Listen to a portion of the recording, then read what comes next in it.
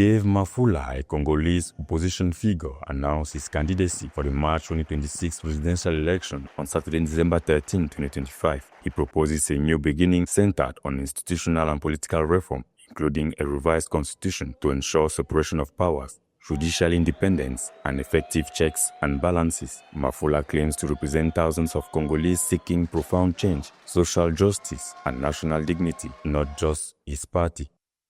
I'm ready to return to the Congolese people the freedom that is rightfully theirs, ready to restore a calm and credible democracy, ready to ensure an equitable redistribution of our national wealth to sustainably improve the living conditions of every Congolese. It is in this spirit, with a profound sense of responsibility, that here before you, before the Congolese people, and before history, I solemnly announce my candidacy for the March 2026 presidential election.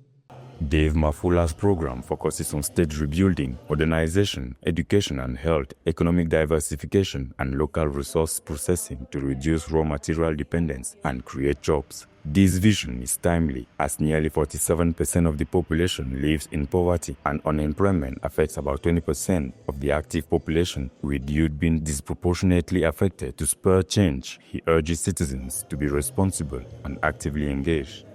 C'est pourquoi je lance un appel solennel. That is why I make a solemn appeal to everyone, to those who still believe in this country despite its trials, to those who refuse to let the tragic history of the past 40 years repeat itself, to those who know that being born in a country is not a mere coincidence, but a sacred mission, a mission of courage and responsibility, to those who know that if we go to the polls in mass, we could free our country.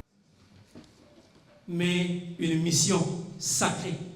For the candidate, these figures reflect the failure of a governance model unable to translate the country's wealth into social progress despite considerable potential in the oil and forestry sectors. It calls for a new beginning, which also includes a national act of reparation aimed at compensating victims of past violence and correcting accumulated injustices.